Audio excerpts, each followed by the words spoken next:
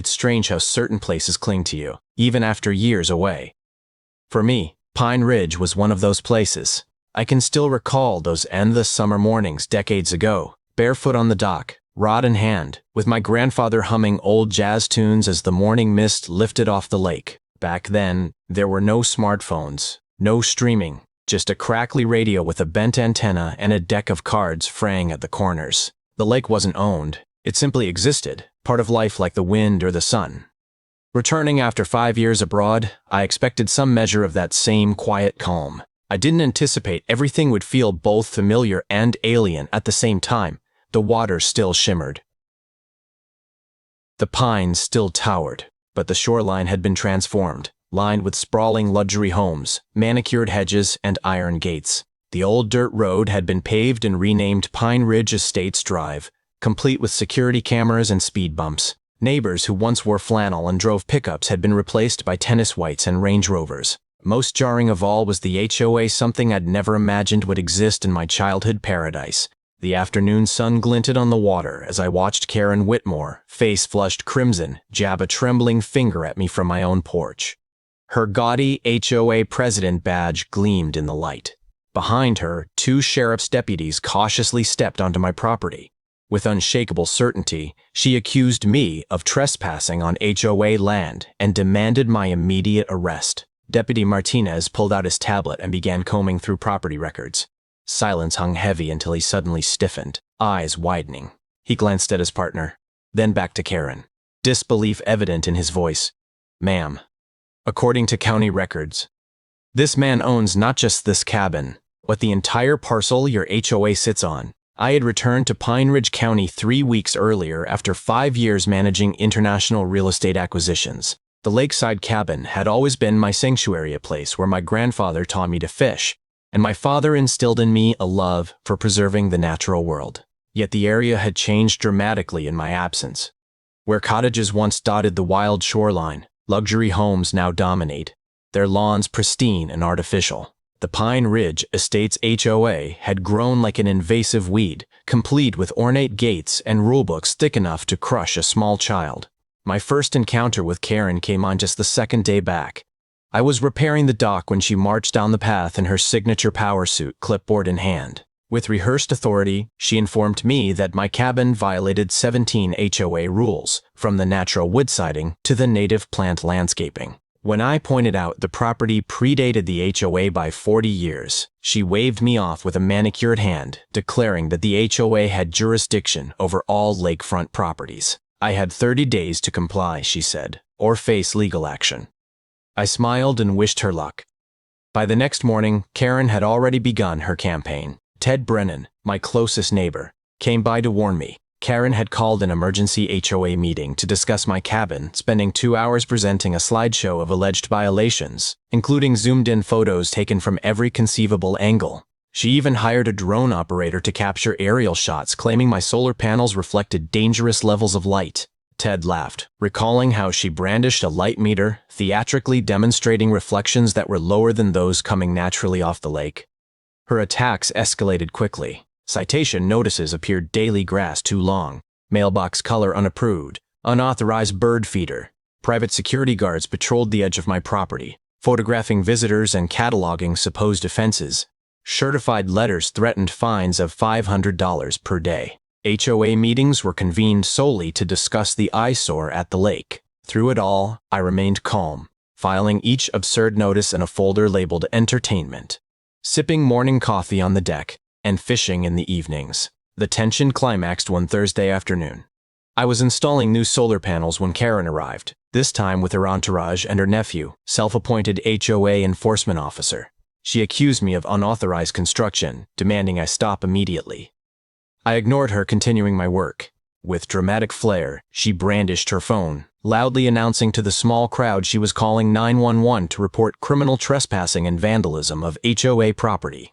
Her satisfaction was palpable as she described a dangerous individual refusing to leave private HOA land. 20 minutes later, deputies arrived. Karen met them at my driveway, waving her arms and rattling off regulations, producing a thick binder of alleged violations and insisting I be removed by force. Deputy Martinez, a seasoned officer with graying temples, listened carefully before approaching me. I was still on the ladder, calmly securing panels. He asked if I was the property owner. I confirmed that I was. Karen interrupted, claiming the HOA owned all lakefront access. That's when Martinez pulled out his tablet to check the county database. The change in Karen's expression was immediate and dramatic. Color drained from her cheeks as Deputy Martinez outlined what he had discovered. Not only did I own the cabin and its surrounding acre, but my company, Blackstone Land Holdings, held the entire undeveloped stretch of Pine Ridge, roughly 300 acres, including the lake itself and the land beneath every HOA home. The company that developed Pine Ridge Estates had purchased only surface rights for residential lots. They never obtained the underlying land, which my grandfather had secured back in 1962 and passed down through our family trust. I watched Karen's hands tremble violently, her clipboard clattering to the ground. She muttered something about checking with lawyers. Martinez, however, wasn't finished. He explained that county records showed every homeowner in Pine Ridge Estates was, in fact, leasing the land beneath their homes under a 99-year agreement that my grandfather had established with the original developer. The HOA had no legal authority to enforce rules on my property. They were, in effect, my tenants.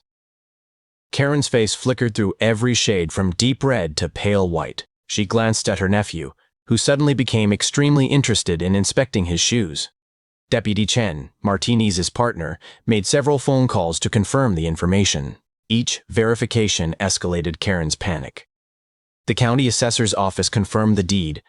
The title company verified the chain of ownership. Even the original development company's records, hastily retrieved, showed the neighborhood had been built through a land lease agreement that had somehow been buried in the HOA's incorporation documents. Karen's voice cracked as she asked how this could be possible. Martinez explained that the HOA had been operating for 15 years without realizing they didn't actually own the land they claimed to govern. Within hours, the news swept through Pine Ridge Estates like wildfire.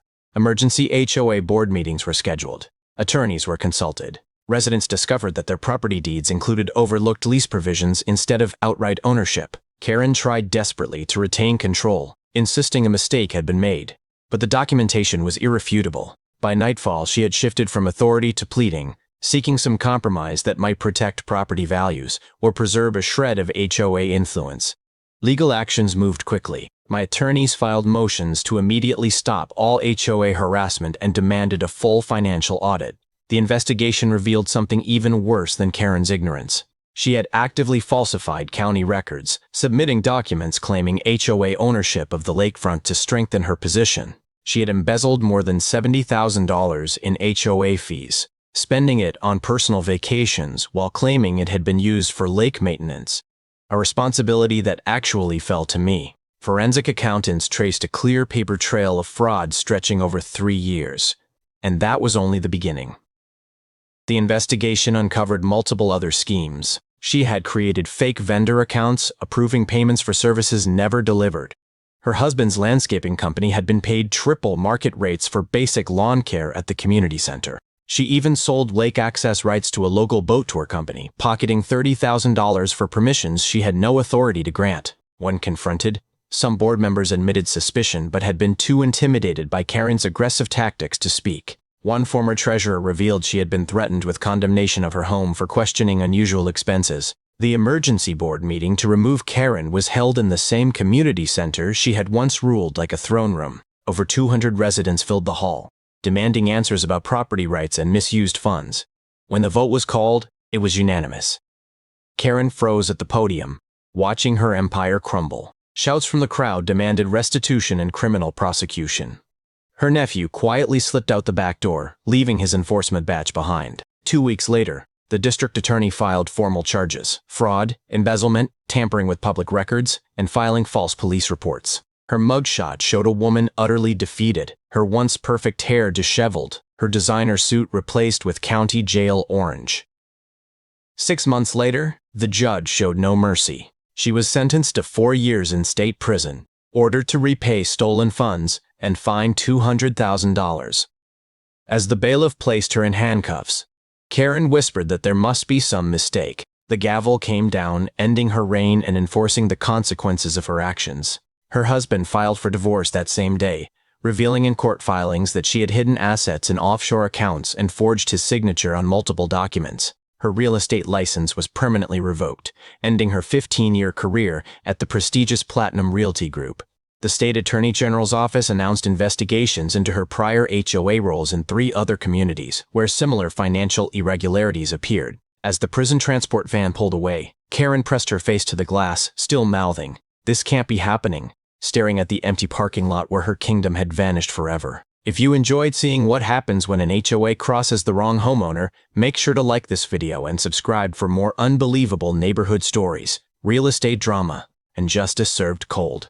Hit the notification bell so you never miss the next chapter in a saga where power trips meet property rights and lose every single time.